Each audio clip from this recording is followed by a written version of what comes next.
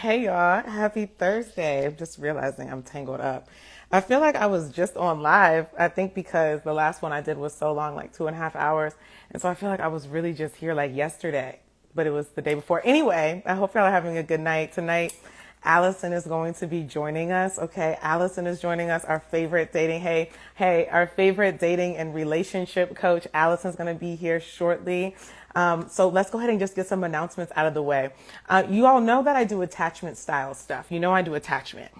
And I have a free workshop. Hey y'all, welcome in, welcome in. Come on in. Alison's going to be on here shortly. But so some announcements to get out of the way.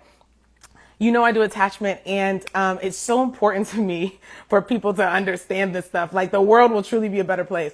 And so if you want to understand more about attachment styles, so the workshop is literally called Attachment Styles, Understanding Yours and Everybody Else's. So hey, Alison, she's here. So if you want to understand your attachment style better and navigate this whole relationship thing and relationship with yourself thing better, I have a free workshop. It's next Saturday, July 2nd. It's next Saturday, July 2nd, at 11:30 Eastern time. And the link is in the bio, and it's free, and it's on Zoom. So that's our announcement before we get started. Alison, are you ready to go? Are you ready to go? I have so many questions. Alison, I have so many questions for you. Let me see if you're ready to go. Hey, y'all. Welcome in. Alison is about to pop on. You register. Hey, Alison. Hi, Tita. How are you? I'm great. How are you? Tired. What's been happening? What's going on? Just biology. You know, Yeah. there's I'm not good in science, but there's, what is it called? I don't, when you have like a leech that's like, Uh-huh. it's biology. I'm just Okay. I'm Yeah, growing limbs and shit. You know what I'm saying? I'm developing a whole nervous system. a whole thing. Like, you're literally creating a life in your body right now. That's amazing. And Um, foolishly scheduled this training that I'm hosting after this at 7 o'clock. I usually don't work yeah, after 7, even under normal circumstances. That's my boundary. I don't yeah, work at 7. But I realize that there are a lot of folks who follow me who are on the West Coast, and so 7 o'clock my time is yes, 4 o'clock their time. So I'm like, yeah. suck it up, and now I'm suffering. But it's okay. We had Yeah, good I feel luck. you. I have the West Coast people too, and so I have like one or two late nights, or I'm like it's like 8:30 p.m. Eastern. I'm like, wow, that's a lot to ask. So I appreciate your time and for Of giving this course. energy that you do have. Thank you. Yeah. I have so many. I have questions for you. Like Wait, this what'd you say? this is good time. 5:30 is good. I'm Five just thirty is good. commenting on what is to come for 7 o'clock. That's really Yeah, yeah. I'm doing 7 o'clock too tonight. My last 7 o'clock though. My last 7 o'clock p.m. But free class I was doing, it's over. I canceled it. But anyway, I hope your training goes really well I tonight. it will go well because Absolutely. Y'all, she has a training tonight. Can you tell them what the training is so that they can be on yes. the lookout for it when it So comes out? afternoon, I know we're chatting like friends and we're not paying attention to the people who are on. So hello everyone, my name is Alison. I'm a certified dating and relationship coach. I primarily work with singles to help them find the love and commitment that they deserve. So I I told myself mentally that I would host a free training every month. I have not been dedicated to that promise to myself. However, I'm dedicated this month. So tonight, Hmm. 7 p.m. So that's in an hour and 26 minutes. I'm going to be hosting the free training, The Partner You Deserve. So in that free training, I'm going to be covering how you create your non-negotiables and stick to them as you navigate the dating scene so that you can find the partner you deserve. What's ironic is that for people, this is probably a secret that I shouldn't share, but I'll share it with you. Share it, share it. Is that I purposefully, when I branded this program and I branded this training, I Mm. purposely used the term "the partner you deserve" because I knew when people would read it, they would be full of themselves and they would say, "She's gonna help me find a great partner." Nah, I'm gonna help you find the partner that you The deserve. match. Right, that you deserve, depending on how you show up, Yeah, you get a yeah. partner that you deserve. So it's just so I say it, people are like, "Oh, that sounds so great." Like, yeah, Yeah. a 6 out of 10 as a human being, then that's exactly who I'm going to help you match, because that is who and what you deserve. Let's Yes. put it to work. And every time I go live, we talk about therapy in some form of fashion. Now you and Yes. I go live, I talk about Mm-hmm. this in some form of fashion, because the way that you show up in life is what you are going to attract. And I'm not talking Mm-hmm. about like universal, amazing, scientific, Mercury is in retrograde. I'm just talking about the type of people who will want to be around you are going to be Mm-hmm. a direct reflection of how you show up as a human being in life. So I'm going to help you find the partner you deserve. The question is, do you want more than that? And if they do? And if they do, then they are going to do the work, either depending on the level of work, Mm-hmm. a therapist like you, because that work might be beyond my skill set, or do the Mm-hmm. work with me. I've had folks who buy into the program and they are unrealistic, impractical, don't do the homework, Absolutely. and surprise, they get the results that they're looking for. That's like you go to the gym and sit down and you're eating ice cream and cake and you'll watch everybody else work out. What you think gonna happen? Through osmosis, you're So I gonna have go. a question. I have a question. Because that's a lot of people. That's a lot of people are slightly off in their evaluations of themselves as it relates to what they believe that they should have. Okay, so a lot of people are off base. How do you deliver the news, and how Mhm. do they receive it? So see, I'm a little bit tough around. I'm a little Mm, the edges, and I like to think that, which I think is different from you, and you tell me if I'm wrong. I mm, like to think that I present online the exact same way that I present as a coach. mm, Um, and I say that's different from you because I get the perception that I think you might be tougher on people via live stream or via your podcast. And then when you work with them, you're a little nicer. I am not, right? And so they know when they sign up with me, I'm going to tell them and I'm going to mm, speak in the same exact tone. And that's why they like me or don't like mm, me. That's why mm. they don't buy, right? That's why they invest. Yeah. And so I tell them things like, well, clearly for 27 years, 35 years, for 46 years, that line of thinking hasn't worked for you. And that's why you have paid me. So are you going to Mm-hmm. go through with what I've asked? Or are you going to continue down the path that has clearly given you no resolution? Just like that. Okay, got it. So you're right in that the way that I would deliver it in one-on-one sessions can be very different. But it depends, because some people that I work with, I mean, you gotta, I adjust a bit based off of the personality to a degree.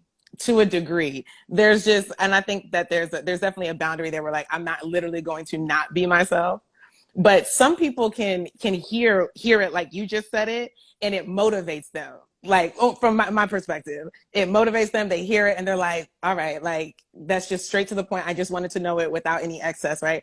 And then some people think that they say that they want to know, but I can feel it in their energy. I can feel it in the interaction that if I were to tell you it like that, it's gonna go really, really poorly. So I might adjust it a bit. But the reality is the same. The truth is the same regardless.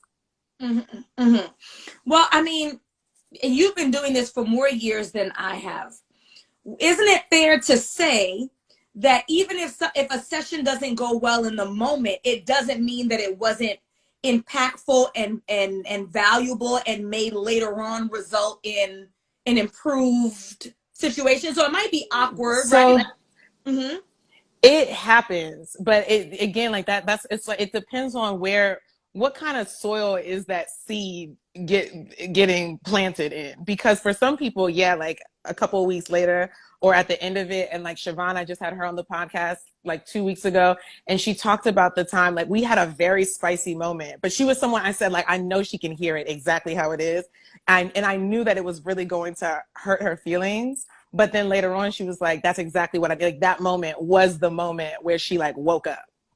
But then I can have others, and I think it's the minority of people by the time that they start working with me, because they already have an idea of like how this is going to go. But then I have some people where that can shut them down, and they don't have enough will in them to go past that tough moment. And so for some people that can shut them down, and that can be the end of it. Yeah. But then it's go ahead. I mean, that's the difference between therapy and coaching, right? Like if and I like to explain that to people almost every single time that I do a consultation call, so that they understand that it's two different services, right? So when you watch like a classic high school football coach, he's grabbing players by, right? That's like the way that a coach is going to speak to their client. It's not the same way that a therapist will. It's not the same way that your girlfriend or your boyfriend will, not your parents. Like, it's all very different hats. And so maybe that, because I'm not going to get as in depth as you are. So yes, it's appropriate that you are very particular about the way that I'm not talking about trauma from childhood. Right. And rape. I'm not talking about any kind of deep abuse, right? Psychological or otherwise. So about things that are surfacey, like, okay, you want a man who's 6'3" and you're 5'3". Why does that man need to be 6'3"? What is it about a 6'3" man that is going to love you more, be a better husband, be a better father? Is his heart larger by a lot? It scales. Right. Is there what is the connection? The only thing that a 6'3" man can do for you is to reach higher up and pass you material that is up on the shelf. But there's nothing about a 6, right? So the stuff that I'm talking about doesn't have the same heaviness, which I think allows for me to not have to be as sensitive as a therapist like you. I hope. That's true. That is definitely a factor. And then oftentimes, like once someone has gotten more internally healthy and stronger, then we get into more of like the directiveness. Like now I have clients that after they go through 12 weeks, then I can really just be like, that's wild. Like, I literally told someone, and I hope, when it came out of my mouth, I was like, oh my gosh, I don't know if I should have said that. I might have taken it too far, but I told her, I had to just tell her, but she was okay enough to where I could just say, you would have to eat shit if you went back to that person. And that's something that in like someone's initial sessions, that might not be the way that I say it. But anyway, I have questions. And a couple of people had asked some questions. What the attachment workshop that I was talking about that I never finished my sentence, the link is in the bio, y'all. The attachment workshop is next Saturday. Some people had some questions. I saw some in here. I'm just scrolling because we've been talking and literally not paying attention to what is going on in the chat. Someone asked, does therapy come with the service? Alison, does therapy come with your service? I am not a therapist. So right? So no. Right. So absolutely not. I'm so happy. I don't know how we found each other, Taylor, but I'm happy that I've like unofficially partnered with you, because that's not my licensure. That's not my area of expertise. And a coach is going to take you from where you are now to get you to the end result. Right. So you think, I always compare it to sports. Like, a coach is not going to go back and say, wow, when you were 7, they taught you how to dribble wrong, so I'm going to correct your dribble. The coach says, I got 5 players. I get y'all to playoffs. We're going to take this ugly ass dribble and we're going to make it work in the system to get you to the playoffs, right? The therapist say, damn, when you were 5, they didn't teach you how to dribble correctly. Let's reintroduce ball. Let's reintroduce handle. Let's teach you correctly again, and then we're going to start from scratch. It's a different animal. So no, because I'm not a therapist. So what I always recommend is that if someone believes that they have been unsuccessful in their romantic relationships, then they should take at least a consultation or a session first with Taylor or whoever they think is appropriate, get feedback, and if they think it's appropriate, you go through therapy, and then you begin coaching sessions with me or somebody else. But I also do tell people, I don't have an expectation, and I would never recommend that you have to finish your journey of therapy before you start dating. That is impractical. Right, Do right, I right. wait until I reach the end of my journey for my career and I'm in retirement to start dating? Do I wait until I get to my physique goals to start dating? No. Life is a process. And so as I'm working on becoming a better version of myself emotionally through therapy, or I continue to work on becoming a better version of through diet and exercise, I continue to work on becoming a better version of myself by going back to school and getting that degree or that certification, I should also be dating. This isn't something that you have to complete first. You're never going to be, and this is my theory, and tell me if I'm wrong, Taylor, you're going to be whole. Right. I feel like there's always going to be room for improvement. You die at 127 years old, you're still going to be on a deathbed like, damn, I should have. Yeah. So to have this expectation that I have to go through therapy and become whole first before I can even start dating is impractical. It should be a part of life's journey. I agree. And I get that question too sometimes. And it's usually like a lot of anxiety behind it, right? Because it's like, oh my gosh, like the therapy process is gonna take so long. And then so no, you don't have to wait until you're all the way together. Well, I think you gotta be together, but you don't have to be perfect. Like you can still be working on things as you're going along. And I have conversations with my clients about how to bring that up with the people that they're dating, like how to do it in a way that is honest, but also not too vulnerable. Anyway, someone asked, wait, I feel like there was something else I wanted to ask you about that. What was it? Therapy coming to service. Oh, it was this. What are some things, Alison, that you hear when someone does their discovery calls with you, which by the way, they're only $1 and you can use the link in her bio and you can schedule that with Alison. So what do you hear in someone's discovery call with you that tells you, no, like you need to go back to home base and get this together and then come back? Should people be listening out for in their own minds that might tell them that it's not time to jump all the way into dating? Yep. So I'm going to tell you, and you'd be surprised, it's really just basic not having it togetherness. When someone tells me that they're unemployed, right?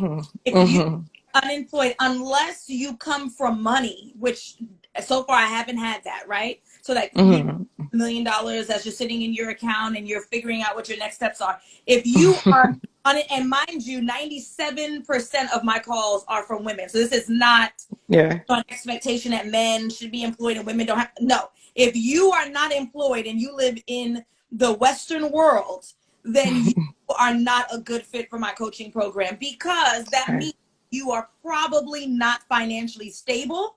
And until you have those basic things organized as an adult that functions in the world, you probably should not be signing up for anybody's anything. And then honestly, it's irresponsible of you to do so, to prioritize love before your credit card bill, right? So that's going to be the first thing that's going to tell me that someone isn't prepared to hire me or any other coach right, to prioritize their love life. Then secondly, if anyone is still in a romantic relationship, they're not a good fit for me. Yeah, good point. And hey, just yesterday in my live Q&A, someone asked, when do I start dating again? I'm ending my relationship shortly. Like, what the hell do you mean shortly? What does that mean? I don't know what that means. Like, you guys, we have skipped some steps. You're still in a relationship. Just right now. If I advise you on a date tomorrow, I'd be advising you to cheat, right? Which I don't. So if someone tells me I'm still in a relationship, then they're not an appropriate match for me, because my program is for singles, those who are prepared to get back into the dating scene. That brings me to point 3. You need to be prepared to get back into the dating scene. So if you're telling me, Alison, I'm heartbroken, I still cry at night, I can't stop comparing any guy that I go out with a guy that I used to be with, even though I know that he wasn't all that either. Like, if there are clear signs that you are reeling over your breakup, then the program's not a good fit. I have some other stuff for you. I have some other resources for you, but you're not prepared for the dating scene, because what are we saying? That I'm going to encourage you to go out with dates and in the middle of the day, you're going to bust out into tears in the restaurant? reminds you of last month. Triggered. You're not prepared. That's very Right. unfair to the gentlemen, because it's mostly heterosexual women that I work with. It's very unfair Mm-hmm. to gentlemen that are stuck going out. Do you remember Donnell Jones, Where I Want to Be? Yeah. You remember My oldies goodies. the window like Candyman? No, I don't. I'm So not recalling. in the music video, he tells the girl that he's been together since they were teenagers and he wants to explore new things. And so, one song and in the video, he breaks up with her so that he doesn't cheat on her, so he can try these new things, right? Yeah. Meaning women. So after him running out in the streets, he's realized that he does want to be with his girlfriend of many years. Mm-hmm. Finally goes out on another date after she's crying, missing him, blah, blah, blah. He shows up outside the restaurant and just peers in through the window, watching her on the first date. And well, I presume it's the first date. And then she sees him, abandons the guy that she's on the date with, and then goes outside, and then they reunite. From when I was like 12, I felt bad for the guy that was sitting at the because you were prepared to get back on the dating scene. You had no business wasting this time, money, effort. So 3 things that says you're not ready for a coach, period, in my opinion. If you are financially insecure, you are just not where an adult should be. Like you are homeless, like shambles. Yeah, you don't need a love coach. You need a life coach that's free because you can't even afford to pay. Just Google. Just Google. Right? And then secondly, what did we say? Reeling over the heartbreak. Yeah. If you haven't moved on, was that the third? That was the third one. That was the third one. So what the hell was the second one? If you're in a relationship. Oh yeah, and you're in a relationship right now. Get out of it first. Get out of that. Then we. I don't know why this is so funny to me. Okay, I have questions. Someone asked. Okay, I'm gonna come back to this question that someone asked. I saw the question. I'm gonna come back to it because I want to know this. What should women do? I have wrote it down here, Allison, because I have a couple. What's some really bad? You give great advice. I want to know what's some really bad advice that people are following, and you have to like correct it. Like, what is something that people think is real or true? What is some bad advice that's going around, like maybe the internet or YouTube? Because I know YouTube does a lot. So what is really bad that is leading people down the wrong road? Okay, very good question. So I would say the worst piece, there are 2 pieces. I mentioned one. Okay. The worst piece of advice that I have to circumvent is around this 6 figures. Like, as a woman, you should be interested in dating a man who makes at least 6 figures, and that's what makes him a high value man. Even that phrase disgusts me, but that's internet. And so that's a part of the definition of being a high value man, or that is what a high value man is. And if a man is not making at least 6 figures, then he is not worthy. The pieces of advice, I don't even entertain it. And again, we talked about the difference between a therapist and a coach. So a therapist is going to do some deep digging to say, well, what is it about the 6 figures? I'm not doing all that. So what I say is, so let me tell you what your non-negotiables not going to be. So next, when you come with your list of non-negotiables, I will not accept you writing down a specific figure or 6 figures. I will not accept. And I'm going to tell you why. I'll tell them why, but I don't care. First of all, if you live in New York City, $100,000 ain't shit. Right. That's number one. So we talk about 6 figures, 6 figures, 6 figures where? In Wyoming? You lit, right? So it's true. That's true. You get a lot of Wyoming, Montana, stuff like that. But I have a question though, before we continue. So are you saying that women, because you said 97%, so that's why we're talking women, when they say that, are you saying they know not what they're asking for? Like they don't actually, they're just parroting? Is that what we're saying? That there's no actual meaning attached to it? Because it's just an arbitrary number. It's an arbitrary number that's been thrown out. And I have to say, in all fairness, that I see a gentleman in the comments saying amen, but I do believe that if this is also an idea that's been perpetuated by gentlemen. So I just want, when we talk about the parroting, right? Like women just repeating what they've heard, it's an idea that I believe was by men in the first place. So let's not be too upset at the ladies for attaching themselves to this particular figure if necessarily women weren't the ones who originated the popularity of this six-figure equals high value. Who popularized the phrase? I don't speak ill of the dead. You understand what I'm saying? So let's not be mad at the ladies for just repeating what one of their gods has been sharing on the internet for the last 2 years. Okay, so what you're saying is, this is what therapists do. So what I'm hearing you say is that the very thing that men so often don't want to be identified by is the very thing that they aggrandize, that it was highlighted. So I put this out there, and now the effect is that they became too interested in it, and it became a requirement, and now the men are backing off of the position in general, is that what we're saying? I'm so glad that you said that, because 100% in general, when I talk about, you're not even talking about most people, we're just talking about what we hear, the whispers based on our clinical experience, right? Yes, exactly what I'm saying. So I'm like, don't be too rough on the ladies, because I that's not where I originally heard value from, and the six-figure idea is not originally an idea that I heard from women. So that's something I want to check. I do not allow my program with that ideology. They've got to cross it off their non-negotiables. Yep. So then I have a question on the women's side, right? Okay, question. So if women hear that and they say, okay, Alison, I will follow that advice. I will take that off of my non-negotiables, 6 figures. What do you mean? And so then how do you how do women then go about, I don't like the word vetting. I think there's a lot of words that are very triggering at this point, talking about this, but I guess that's a word that we can use. So if a woman is trying to figure out, okay, they're looking for their best option, right? They're looking to how if they're not concerned about the amount of money, then what are the other things? How else can they be assured, or how do they go about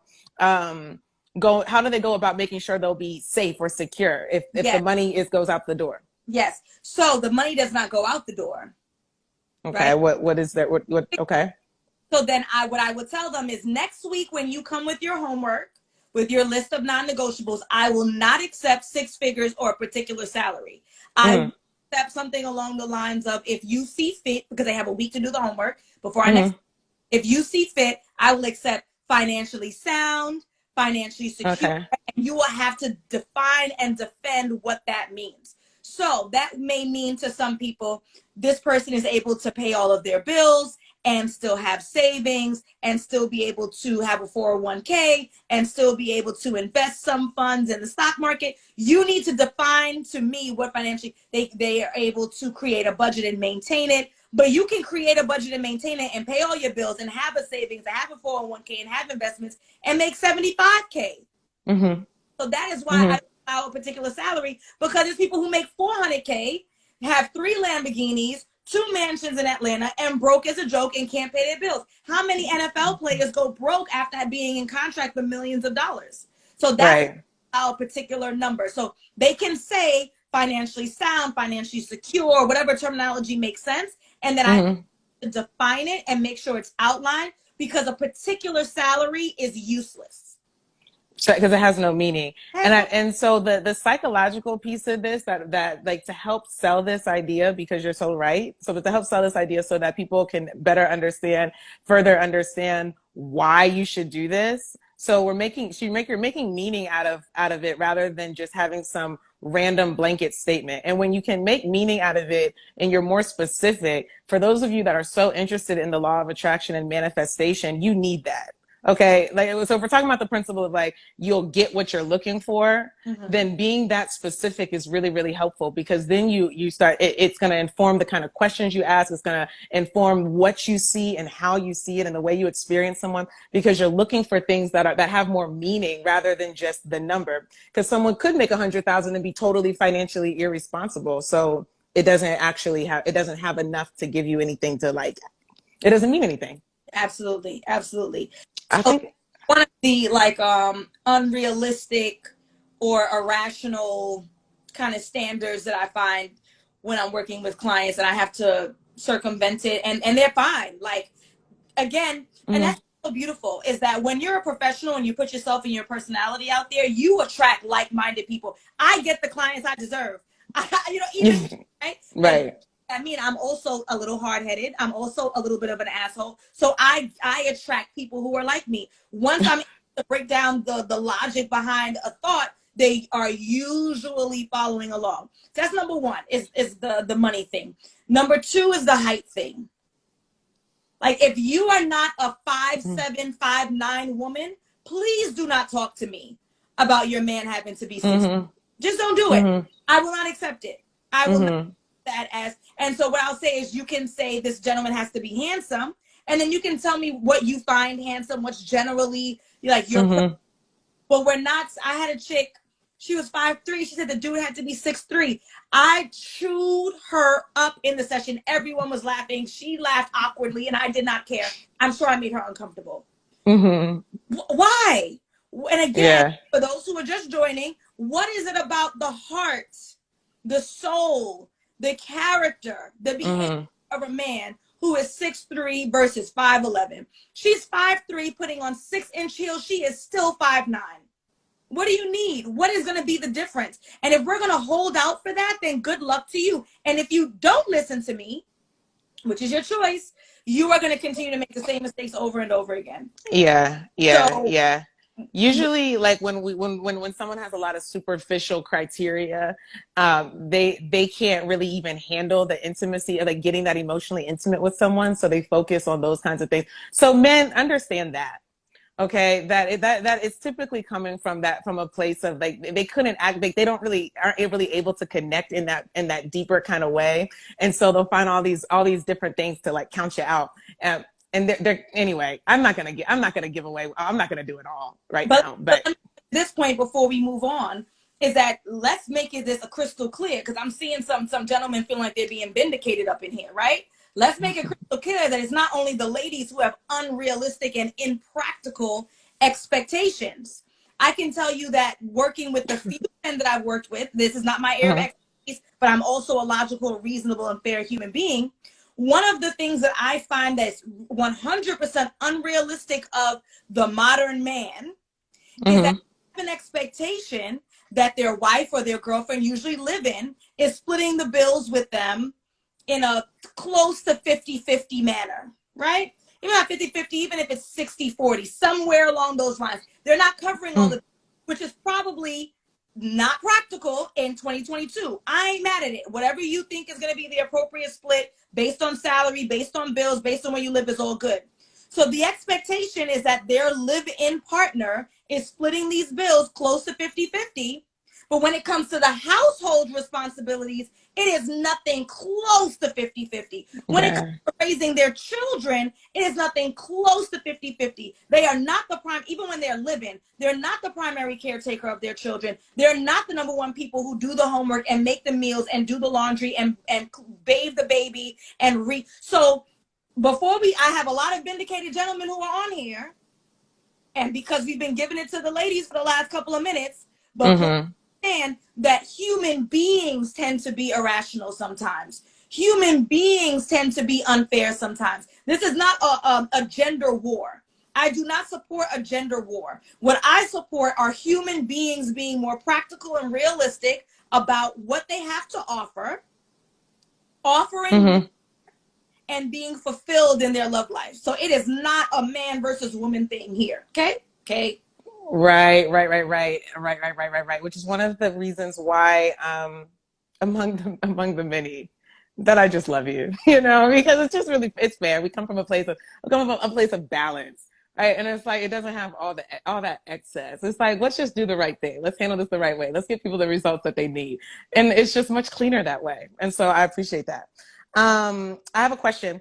So of course, most of your clients are women, and I want to know, because a lot of men really, and I think that this is really important too. I like to sidetrack and detour, and so here's another one. Okay, the fact that most of your clients are women, but men love you, is so telling. It's so telling.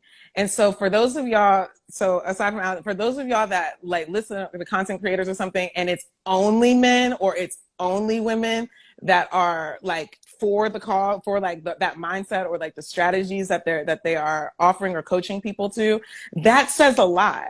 So to have like a balance, to have men that are like are on this live and that are in your comments all the time. I see them that are on your lives. I see them in the comments when I'm on your lives. Like that's really telling. Like that says that you're understanding how to actually make this thing work. So I just think that that's something just to note.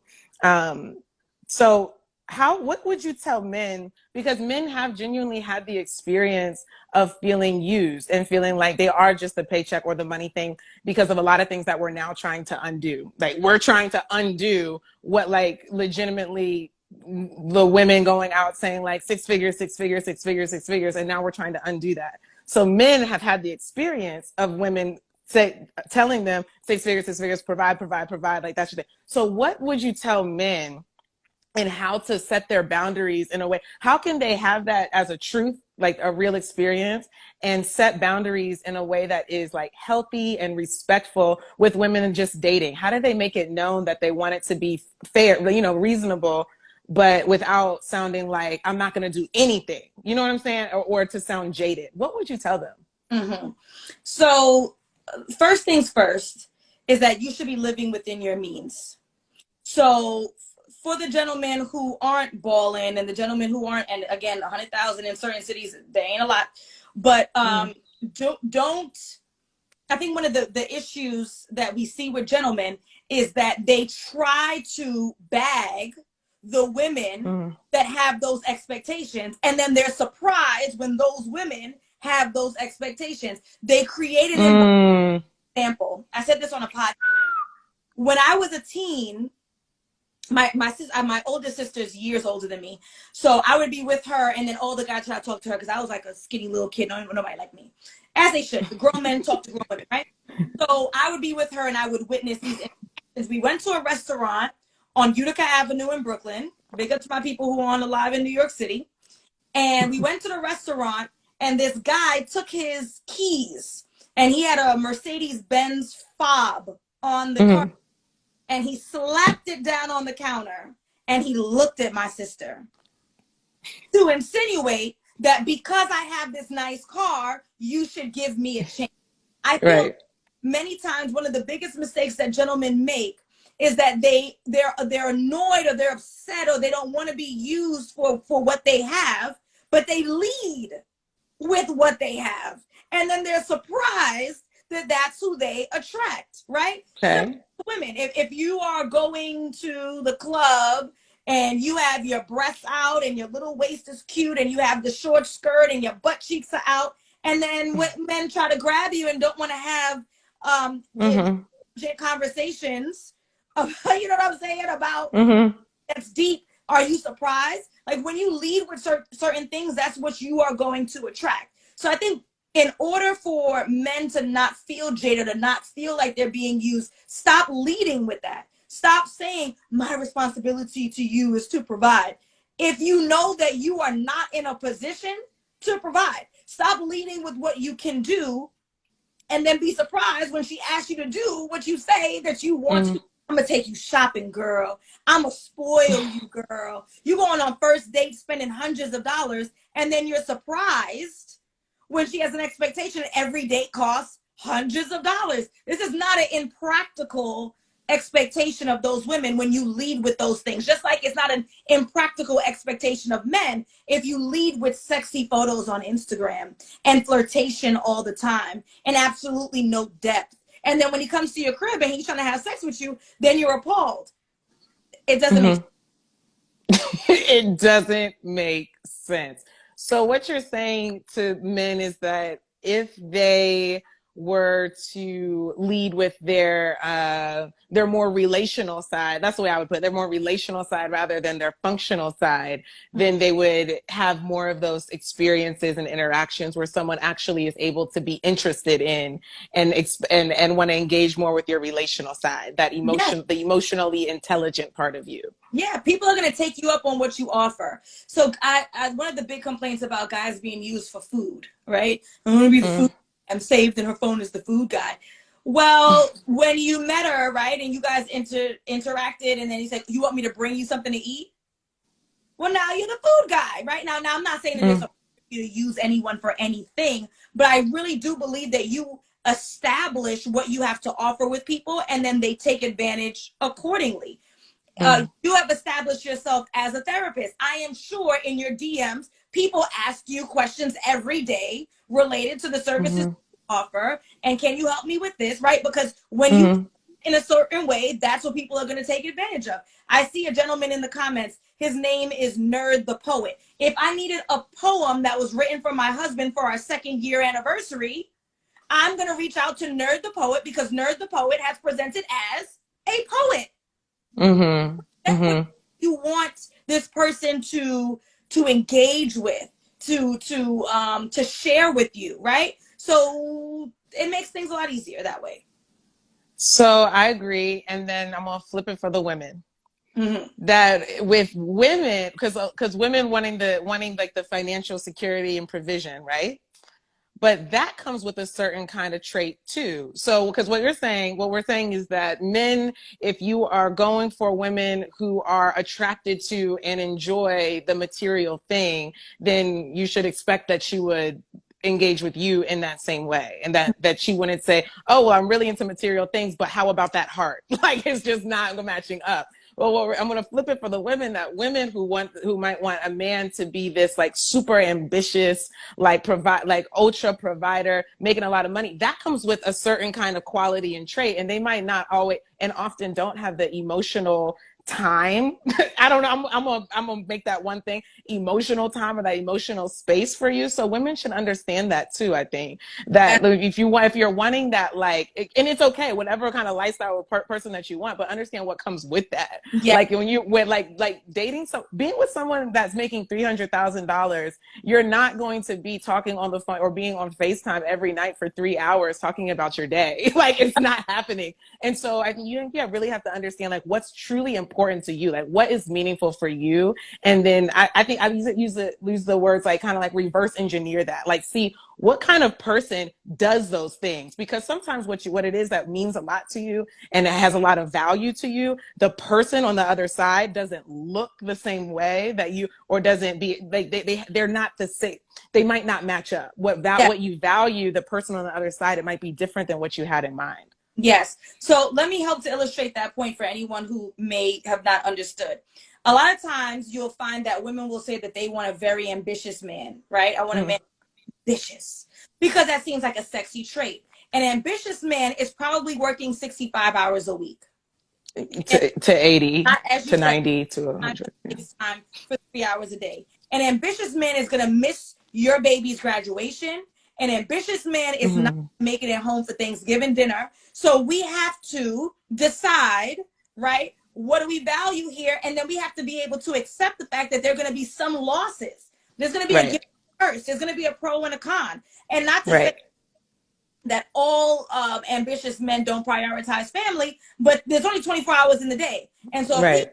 pushing himself to climb that corporate ladder, something is going to have to be deducted from that time. Right. Usually Right. the quality time with his loved ones. That's just the Yep. nature of the game. Yeah. Okay, we could go on and on and on. I think that was a really good breakdown. So that was good. Okay, someone did ask this question, and then I want to get to the abstinent question because someone else asked a question about abstinence, and I also wrote that one down.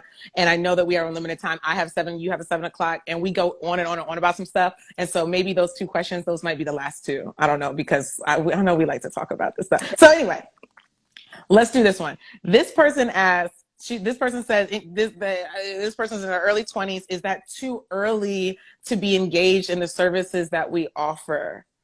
Is early 20s too early? Therapy, absolutely not. I mean, I guess I shouldn't answer. Mm-hmm. Yeah, look at me. Look at me. I'm sorry. I would imagine, and Uh-huh. we'll jump in and say otherwise, or yes, Uh-huh. that no, I mean, there's child therapists, right? Like you're never too young to engage in therapy once it's appropriate for that age group, right?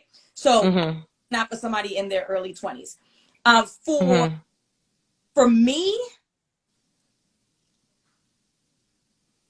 There would be, and I know that's not your favorite word, some vetting. There would be some vetting that would happen between me and the potential client before I took money from somebody in their early 20s. And the reason why I say that is because when you are investing thousands of dollars into a coach, you want to, and this is not covered by anybody's insurance, it just does not exist, period, out of your pocket, right? I want to make sure that you are mature enough to appreciate what you're being taught and in a position to date men who are relatively close to you in age. I don't want to be presumptuous. Sometimes we date older, who will appreciate what you have to offer right now. If you are in college, you can have all of the techniques and you know how to navigate it. But if you're dating other men who are in college, they are just not in a position to appreciate a serious relationship just yet, in most cases.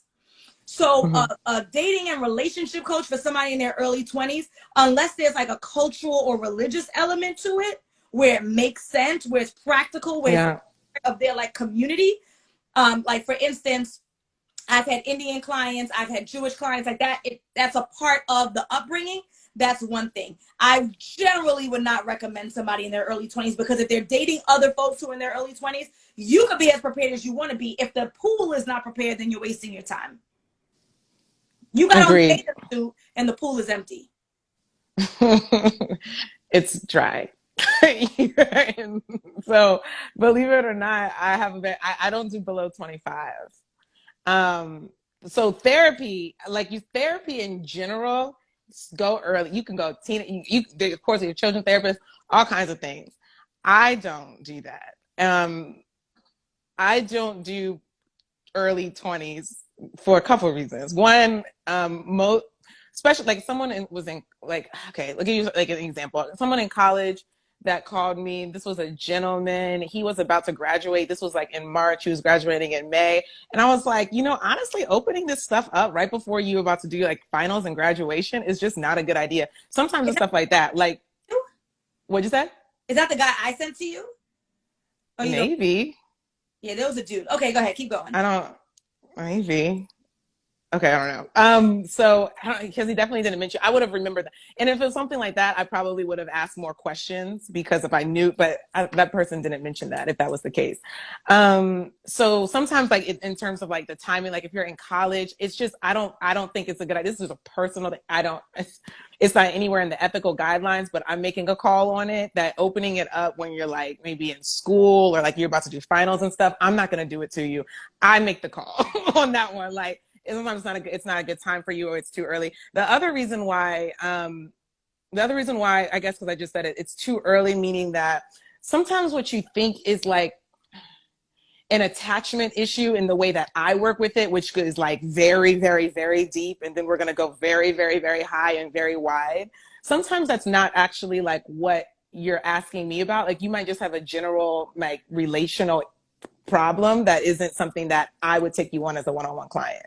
Another thing is that by the time you're about 25 and up, or you might have had like one or two, maybe three significant relationships or something where you've developed a pattern of behavior, and attachment is so patterned that I literally need enough data of you like living in an adult world to see like, how do you really move in that school? It's just too controlled. There's really not enough, the variables are too fixed, so we can't really see how you like actually interact with the world. And so about 25, I just recognize that that's about when someone has like, they don't have all the stuff figured out, but they have enough information to where we can compile like a working hypothesis of what the issue is. You have enough mental capacity to like process through some of this past stuff. When you're 22 and going into it, the stuff that we talk about is not, you're just not mentally ready. You might emotionally want it, and I can like hear it like in about 3 years we can do it, but you're not emotionally like stable enough to where, and I don't mean like perfect, I don't mean like all your triggers are figured out. Obviously we do that, but I mean just almost like your character isn't even developed enough to where it's even to where we have enough of a pattern develop. So I don't go below 25. Okay. I don't go below 25. Oh yeah, so a couple things. So yeah. I don't want to turn a 23. Oh, I'm gonna say this last thing. You're 23 years old, and we're gonna talk about parents when we're doing this attachment thing. I don't even want you that upset with your parents. Like, cause when we go through the work, I say this all the time, you can expect that there's going to be a period of being angry or resentful or feeling bitter. Like you think that you were bitter before. When you start to process through it, it's like exponentially greater. And then we like manage it. Okay. So that's just a normal part of the process. You 22, 23. I don't even necessarily want to do that to your emotions because you don't have enough like resilience in you. Like it's just risky. It's emotionally too risky for me to feel like it really is like an ethical thing to do for me, even though it's not written in the ethical book of God. Like I just don't feel like it's the right thing to do. That makes sense. Yeah. So it's like be in the fall for just like 2 more years and then we gonna get you right when you about ready, then we can get you and you'll be in a better position. I don't want to drain anyone. I don't want to drain a 21-year-old's bank account. Our kids can't do it. Yeah. So, yeah, we're similar in that way. Okay. Question about abstinence. And then there also is there's a quick question in the thing. If y'all have questions and you want to put it in the little question boxes, I know people were asking them and it was just the thing was moving. So I caught some of them, but if you want to put them in the question box, you can. And if we have some time, then we will. Question about abstinence. So this comes up with my clients sometimes and I know this comes up with you. So that's why I'm asking. I really want to know what you would advise the women to do. Because this is definitely a women thing. Where they want to be abstinent until either in a committed relation, like exclusive monogamous relationship, or abstinent before marriage. Okay. I think the one before marriage, of course, is like, that's the one that even causes more issues like on the dating scene. So I want to know, what do you advise for that? How do they communicate that? What can they reasonably expect? What is there anything? I have a lot of questions because this is coming up. I will save the live. It'll be saved. Okay. Please. So, it is more difficult to navigate the dating scene if you are practicing any level of abstinence. I will not tell a lie. It will complicate your life. It will complicate the dating experience. Okay. We can't lie about that. Yeah. Now, when do you share this information? So my recommendation, this should not, like, so if you're talking about on a dating app or when we meet somebody initially, like in a social setting, I'm not doing that now because I don't even know if I like you. So I don't need to share those kind of like personal elements of my life on profile or when I meet that person initially. Secondly, I would not share it over the phone because I don't know if I like you. My recommendation is around date number 2. I have gone on date number 1. I've met you in person. I've interacted with you in person. We've spent some time getting to know each other. I actually like you.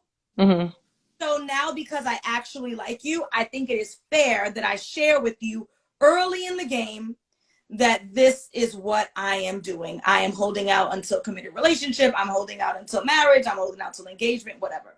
Couple questions. So early in the game. I have a couple questions. Expect is lots of rejection. Yeah. Okay. Yeah. I have a couple questions. Yes, go ahead.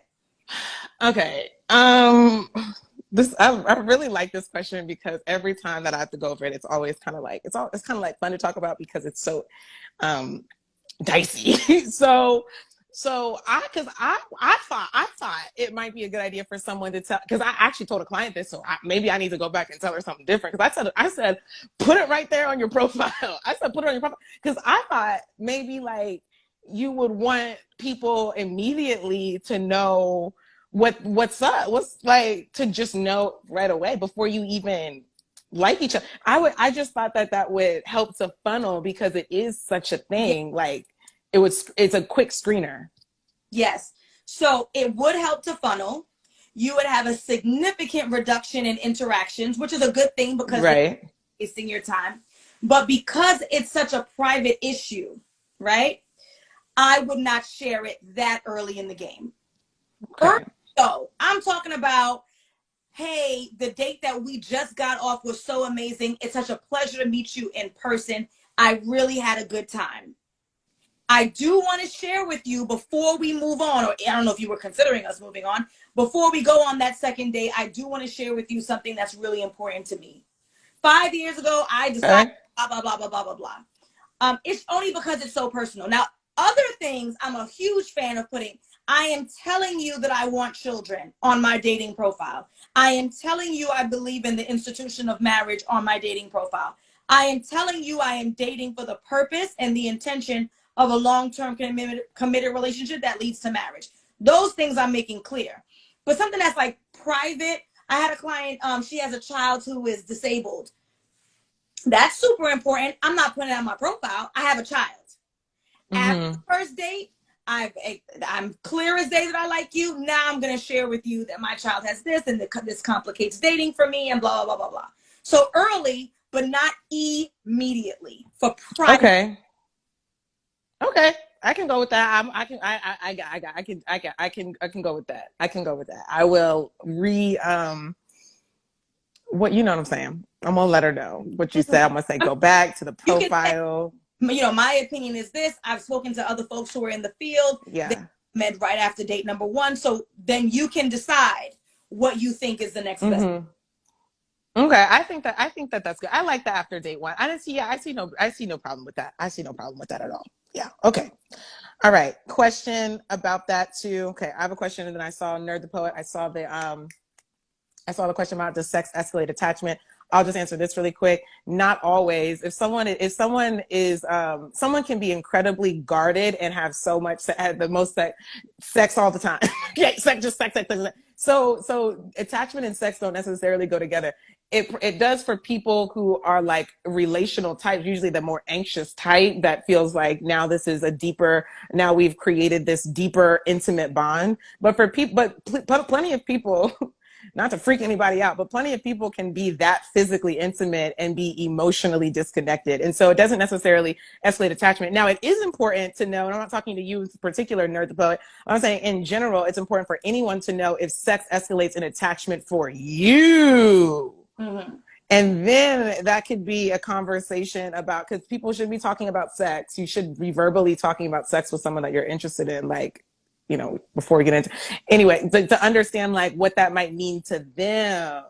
Okay. Please don't assume that just because someone has sex with you, that the attachment has deepened, because for some people that's the disconnection. Literally, like they might be able to continue on with you, but be emotionally disconnected from you. And for some people, having sex will literally detach them from you. You got no idea. So that's why you don't want to be having sex all kind of early and stuff, because especially if you're that kind of person who is really that is important to you, meaningful for you, valuable to you. And if it would hurt you if someone does not feel connected to you after sex, then you need to be especially vigilant about yourself, not suspicious of other people, but vigilant about yourself and your own body. You are responsible and to put the boundaries in place and to uphold your standards. Nobody else is obligated to do it for you. Okay. A little bit of sex education here.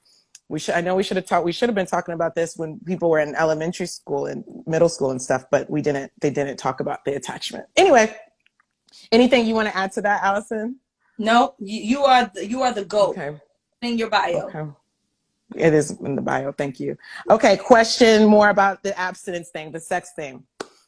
How can women, because the thing I try to tell women, I'm like, you're probably going to you might get some, not necessarily, I don't want to go extreme with pushback. I don't mean criticism. That's not what I'm saying, but I do mean someone wondering why.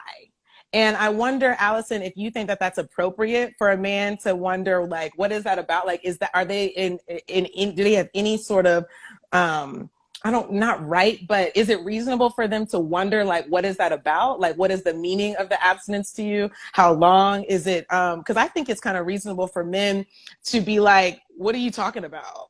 Like, because I think the big argument is, for a lot of people that might be abstinent now, well, more people are abstinent now after being virgins than people who are abstinent and are virgins. Yeah. Okay, just there's more of that. And so I guess I have just little questions around that. Do men have any sort of is there any reasonability of them wondering what is that about? And should women expect in any way, is it reasonable for them to expect to explain that? And how do they explain it if they're not a virgin but not having sex until marriage or exclusive commitment? Right. So this is why I said that I want to have the client have conversations with the gentleman, a few days, a few weeks, go out on a date, make sure that they like them, because I would expect you to explain. That is not the norm. If you came home 2 hours late, what's up? Or what happened with your commute? Oh, the train. Like, you're gonna explain something that's not normal, right? And so yeah, I think it's appropriate for a gentleman that you've been getting to know for a couple of weeks. You've gone out on a date. You like each other. It is reasonable to wonder why that is the case. I would not even allow him to ask me. I would say from the get-go. So in the example that I gave before, I would say, I had a great time with you. I'd love for us to go on the next date. There is something important that I'd like to share with you. I have decided back in 2019, back in 2017, back in whatever, I decided that I wanted to practice abstinence. And the reason is because blah, blah, blah, blah, blah. So I'm not even going to leave him to have to say, well, why? Or that's weird. Or I'm going to explain that is not the normal practice in Western society. The normal practice in Western society is that folks tend to be intimate many times before they're in a committed relationship. It is not too much to expect that someone would want to know why. Now, thereafter, if they are making you feel as though they're challenging your beliefs and they're trying to change your mind and pressure you, then that's when you do the full stop, right? But there's nothing wrong with someone expecting or wondering why. And I would preempt that, and I would say, this is what I'm doing, and this is why. This is where then no one would have to ask me in the first place. Yeah. So just go ahead and cover all the bases right then, so that it doesn't seem like you're being weird.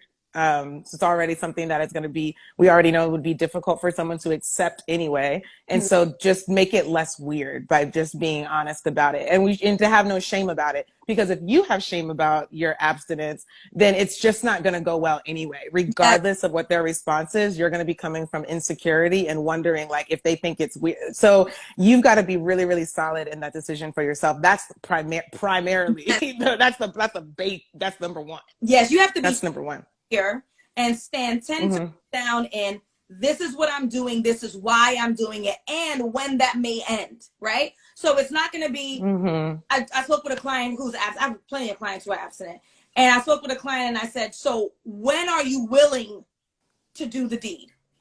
And no, because if I'm asking you and you know I don't want parts, right? Like I don't want parts. If I'm asking you and you can't even articulate, then the guy that you actually like asks, which is a legitimate question, well, then when do you yourself? You need to be able to say, for me, engagement. If I am engaged, it would make me feel confident that this gentleman is really committed to me, committed to us, and I would feel comfortable. For me, long-term relationship. For me, wedding night. Like, you need to be super clear as to when the deadline is, where the line end is, because they're going to ask, and there's no shame in them asking, and you need to be clear about that. Agreed. I have two things I want to add to this real quick. If you're having sex with other people that you don't care about, but you're holding out sex with the one that you want to commit to you, you're already on the wrong. You're wrong about that. Okay. I'm going to say, for somebody that is using abstinence, because I know that not everybody, let's just be honest, not everybody is honestly abstinent. Like, let's just be really honest. We know what's going on. Okay. So if the person that you've gone on a couple of dates with, and then you're like, well, I'm going to be abstinent until proposal, but you're willing to have sex with a sneaky link, you're willing to have sex with your ex, you're willing to have sex with a one-off, you're willing to have sex with people who you don't want commitment with, but the one that you do, but you're trying to use abstinence and you're using it as a bargaining chip. So women, please don't cut it out. You're already in the wrong, and it's not going to go well for you. You're going to reap what you sow. Don't start out on a lie. Okay. We don't like that. Taylor, that's wild. This is news to me. This is news to me. Alison, I want to let you know what's going on out here. Let me update you. It might be in your program right now. I need you to let them know. Tell them that you know what's up.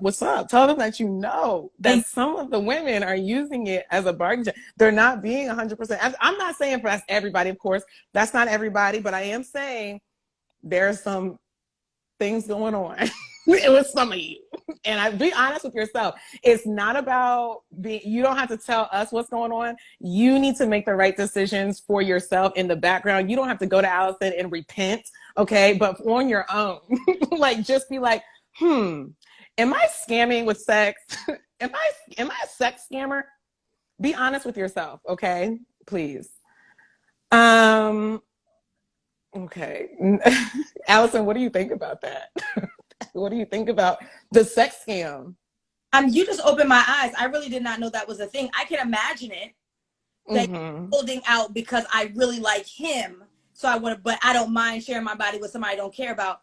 It's illogical. Right. It's not going to, but you can see it, right? Because it's a sex scammer. That's not everybody who's abstinent. Okay. I'm just saying, if that's you, yeah, the live's going to be saved. And then I also want to mention that if abstinence is coming out of a place of fear, that if I share my body with you, then you will use me, then you will take advantage of me, then you won't care for me as much. If I have sex with you, that will be then I will not get commitment from you. If it's coming from a place of fear, that's also not going to go well for you.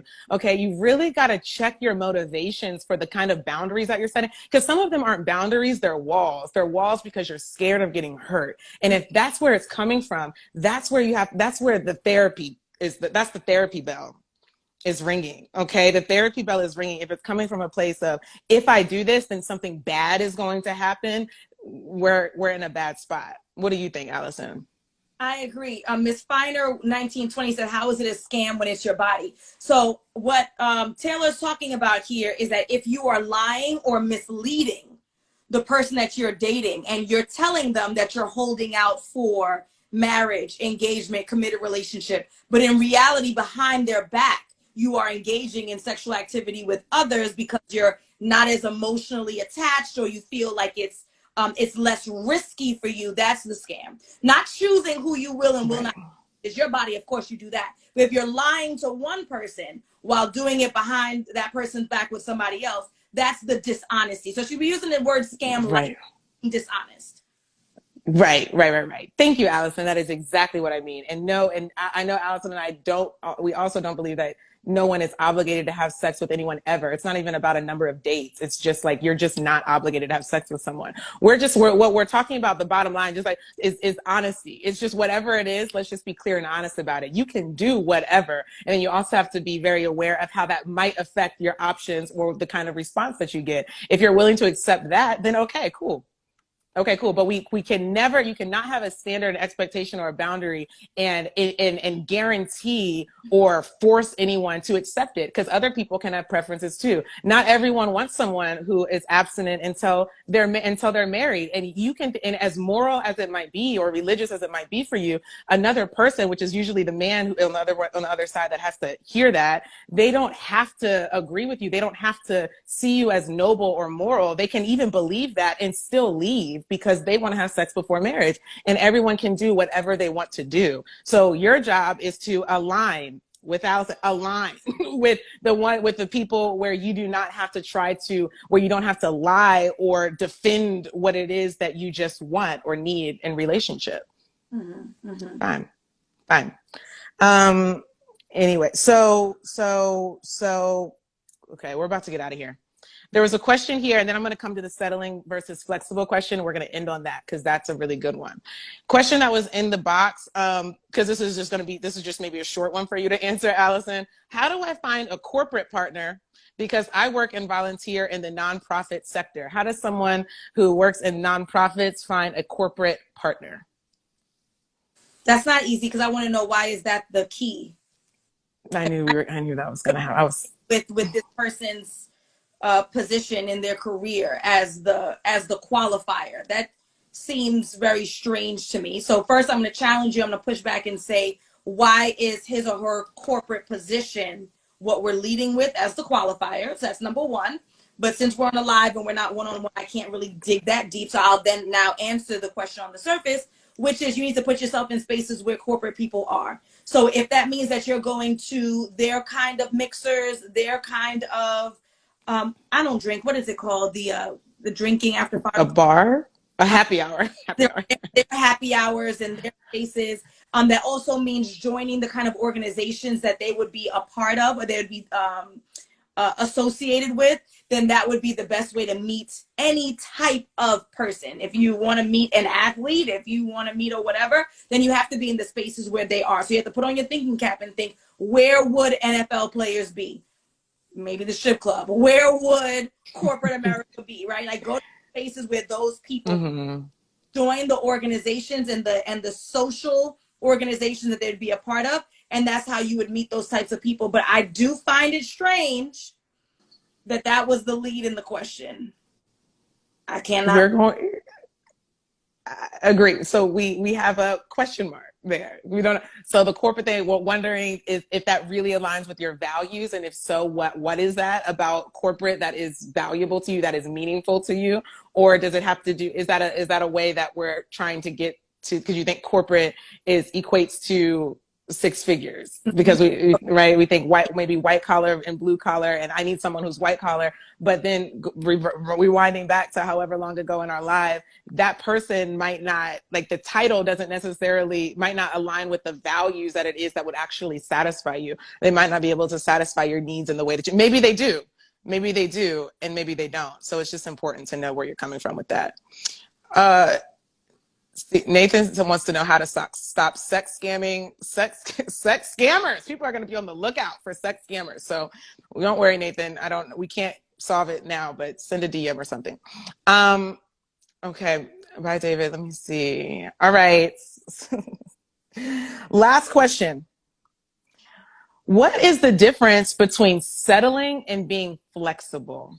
So what I recommend for my clients in my coaching program is, before they start dating, they need to come up with a list of 5 to 6 non-negotiables that they will abide to no matter who they meet or how fancy the packaging looks. Okay? And the reason why I need you to have that list before you start dating is because if you come up with the list after the fact, then you are going to find ways to manipulate yourself to say, well, he doesn't have this, but he has that, and this makes up for that. No, if I already have my shopping list before I walk market, I'm going to pick up the items on that list and I'm going to keep it going. But if I don't go in with the list, I'm going to walk up and down the aisle and pick up this, and I'm going to forget the milk, forget the bread, forget the cheese, right? So you need to have your list of your non-negotiables. That way you know that I am not going to falter. These are the things that this gentleman or this woman must have before I consider taking next steps with them. The flexibility now comes with preferences. So the non-negotiables for me, for instance, when I wrote mine back in like 2012, hardworking, affectionate, handsome, and I had 2 other ones I cannot remember, right? So if a man presents with these things, then I'm going to be willing to go on a date with him. I'm going to be willing to consider commitment. I'm willing to consider marriage, right? Now, the other stuff are preferences. And so I don't consider that settling. If my husband couldn't cook, that's a preference. Am I settling because I got me a man who can't cook? No, because I got the man who had those 5 non-negotiables before I even met him, or in my case, in our adulthood, right? So how do you know the difference between settling and being flexible? You first have to be very rigid about what the fundamental behaviors and traits must be in this person, and look for those things and do not waver. And anything else that might be a bonus, that's where the flexibility comes in. But if you're giving up on that list, as soon as you meet the person, that's when you're settling. Because again, you were supposed to hold true and you didn't. So now this might be a settling issue. Perfectly clear. Perfectly clear. Get your non-negotiables. Understand the difference between that and your preferences. And if you drop your non-negotiables for somebody, you are in settling territory and you will be upset eventually. It's just a matter of time. Now, it's just a matter of time. 2 things. One, I said a list of 5 to 6. I did not say a list of 30. We have practical, right? So I thought you were going to say, what's the difference between being practical and settling? Got to be practical. No human is going to be perfect. There are going to be things that are not that great about you too, that they are also Mm-hmm. giving in on, that you don't have the preference, right? They're going to be giving in just a little bit too. So we have to be practical with our choices. We can't have a list, a laundry list that's 30 long, 5 to 6 non-negotiables. And then if you're concerned that perhaps your non-negotiables are too particular, are too specific, are too unrealistic, that is when you choose a professional of your choice and say, hey, I'm having some difficulty on the dating scene. I heard this coach Alison, and she said that I should have a list of non-negotiables. Can I read them off to you based on your experience? Do you think that this is realistic? Am I asking for too much? Am I doing too much? Somebody who doesn't have a dog in the fight, not your cousin, not your mother, not your friend, not your boys. Someone who doesn't have a dog in the fight, someone who is professional, someone who has the testimonials to prove that they get results for their clients. Doesn't have to be Allison, doesn't have to be Taylor, but it has to be somebody who think is trustworthy, and book a session. This is your life. This is the happiness that you may, or sadness that you may create for the next 5 years, 10 years, 20 years, rest of your life. Spend the damn money, book the session. Book it. Get some outside feedback, and then act accordingly. This is not rocket science. Yeah. It's your literal life. Like, your relationships determine everything. Like, the quality of your relationship and your internal state, your sanity, like, this is your life. You cannot, this, we say it all the time, this is only going to do so much. And this is a valuable life. And still, like, it's only going to do so much. Like, you really do have to invest. Like, we've done a lot. Like, you know, it takes, you gotta do something. These are scraps. As good as we are, these are still just scraps on the internet. It's free. And what I also, what I like to make a point about is how people in relationships, and that's what we want to be one of their non-negotiables almost all the time. I want someone who gives. I want a giver. I want someone who's not selfish. And yet you will hoard, you will try to get away with scraps and hoard your own resources and not give to where you want to get from. And so just understand how what you're doing, how you behave is exactly what you're going to get back. Okay, so if you're unwilling to invest and then you're out here expecting people to invest in you, how's that work? So you want them to do something that you're not willing to do. It don't make no sense. Yeah, it makes no sense. It don't make no sense. You want people who are generous and selfless and all kinds of stuff. Meanwhile, we gotta be, we're not gonna beg you to do it. Anyway, Alison, this was so good. Yes. Thank you. I really enjoy you. So appreciate you helping the people tonight. I'm gonna save the live so y'all can watch the replay and have a good training. Yes. Y'all have a good night. Interested in hearing me talk more, because you like when your coaches are rough on you. You're gonna click the link in my bio and you're gonna register for my free training. It starts in minutes. It's on Zoom. I'm thinking about simulcasting. Have you done that? Do you do like at the same time, or? You know, I'm looking into it. There's some things I'm considering, but no, I do not presently do it. Mm-hmm. I'm interested. Yeah, I'm interested. I mean, because my presentation has slides, so those who are in Zoom are going to get the full experience. But for some reason, I don't know, some folks might want to join us on Instagram. So I'm thinking for the first time, I'm going to do Instagram live. I'm going to do a live training through Instagram, but I highly recommend the Zoom, because the Zoom is where I'm going to take the questions, and the Zoom is where I have the slides, and it helps to illustrate the point. And you have to register with the link in our bio in order to get the Zoom link. Yes. To do that. All right. Follow Alison. Do everything that we ask you to do, y'all, and everything's going to be fine. That's pretty much all. That's pretty much it. All right, y'all. Have a good night. All right. Bye.